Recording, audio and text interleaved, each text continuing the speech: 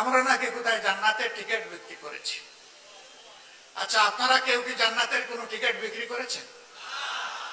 আপনাদের কাছে কি কেউ কোনো জান্নাতের টিকিট বিক্রি করেছে? আপনারাও বিক্রি করেন নাই, আপনাদের কাছেও বিক্রি করেন নাই। জান্নাতের টিকিট কারা বিক্রি করেছে? যারা ইলেকশন করতে গিয়ে বলেছে এই মার্কায় ভোট দিলে আপনারা জান্নাত পাবেন। সেই ভিডিওগুলা কি হারিয়ে গেছে? বলেছে অমুক নেতার নাম ডেইলি 100 বার নিলে আপনি জান্নাতে যাবেন। তারা আরেকটা অগ্রসর হয়ে বলেছে আমাদের অমুক নেতার নাম নেওয়ার আগে উযু করা লাগবে।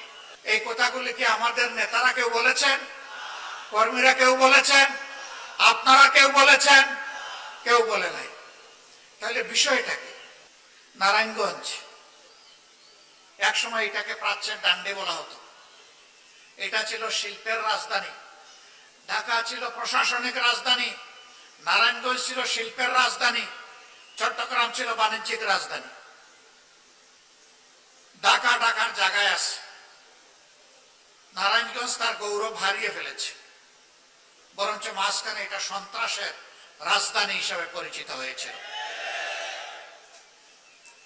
তো কি আপনাদেরই ছেলে, তার হত্যার বিচার কি এই নারায়ণগঞ্জের মানুষ আজ পর্যন্ত পেয়েছে? পায়নি। শুধু কি তকি 8 খুনের কথা কি আমরা ভুলে যাব? এরকম দফায় দফায় ছোপ ছোপ রক্ত আর খাড়ি খাড়ি লাশ এই নারায়ণগঞ্জে উপহার দেওয়া হয়েছে। এবং কোন নেতা হুঙ্কার দিয়ে বলতেন খেলা হবে। এখন কার বিরুদ্ধে খেলতেছেন? এখন কোন মাঠে খেলতেছেন? এখন কি তারা নারায়ণগঞ্জে আছে? এখন কি আর বলে খেলা হবে?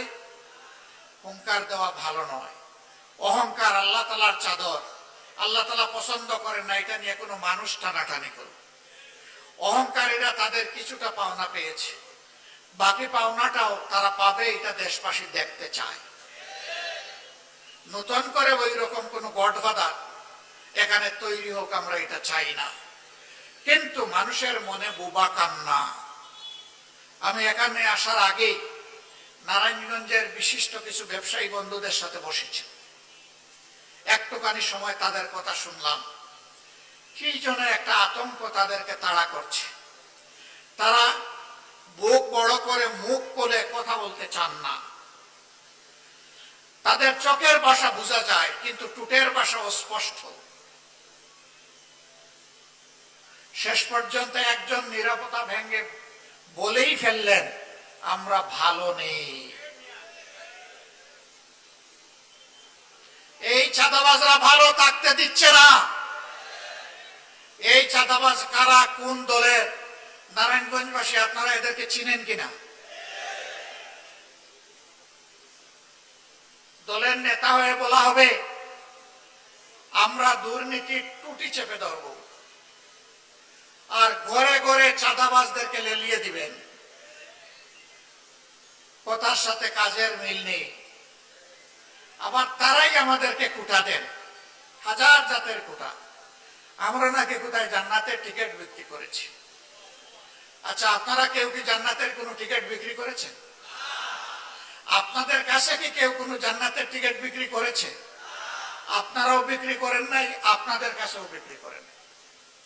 জান্নাতের টিকিট কারা বিক্রি করেছে? যারা ইলেকশন করতে গিয়ে বলেছে এই মার্কায় ভোট দিলে আপনারা জান্নাত পাবেন। সেই ভিডিওগুলা কি হারিয়ে গেছে? হারিয়ে যায় না। কারা বিক্রি করেছে? বলেছে অমুক নেতার নাম ডেইলি 100 বার নিলে আপনি জান্নাতে যাবেন। তারা আরেকটা অগ্রসর হয়ে বলেছে আমাদের অমুক নেতার নাম নেওয়ার আগে উযু করা লাগবে। এই কথাগুলি কি আমাদের নেতারা কেউ বলেছেন? কর্মীরা কেউ বলেছেন? আপনারা কেউ বলেছেন? কেউ বলে নাই। তাহলে বিষয়টা কি? বিষয় হলো চুরের মার বড় গলা। এক চুরের কাহিনী শুনেছিলাম, গরু চুর। সে গরু চুরি করে নিয়ে আসছে। মালিক ধনী না, গরিব মানুষ। খবর পাইছে অমুক জায়গায় তার গরু দুটো আছে। আর সে আইসা শুনছে যে ওই চুরের একজন বৃদ্ধ মা আছে। সে বাড়িতে গিয়ে মায়ের পায়ে ধরছে, ধরে বলে মা আমি একজন গরিব মানুষ, আমার 3টে সন্তান, 5 জনের পরিবার, আমি বর্গা চাষ করে মানুষের জমিতে যা একটু পাই তাই দিয়ে চলি। আপনি আমার মায়ের মতো, আমারে একটু মায়া করেন, দয়া করেন। কি দয়া করবো, কি মায়া করবো? যে আপনার ছেলে আমার 2টা গরু নিয়ে এসেছে, আমি ধার দেনা করে কিছু টাকা নিয়ে এসেছি, একটু এইগুলা রেখে আমার 2টা গরু দিয়ে দেন। বেটা, তোমার মাঝে কিন্তু বিচার ইনসাফ নাই। মা, আমি কি বেইনসাফি করলাম? আচ্ছা বলো, আজকে তুমি কত টাকা নিয়ে এসেছো? তো সে সামান্য একটু টাকার কথা বলছে। তো জিজ্ঞেস করতেছে, আমার ছেলেটা যদি ওখানে হাতে নাতে ধরা খাইতো, তাইলে তাকে কি 2-1টা কম দিতা? তখন তো লাথি ঘুষি দিতে দিতে মেরেই ফেলতা। সে তো ভাগ্য বলে চলে আসছে, এখন 16 আনা পাওনা দিয়ে তার কাছ থেকে নিতে হবে, 1 টাকাও কম দিলে মানব না। এরই বলে চুরের মার বড় গলা।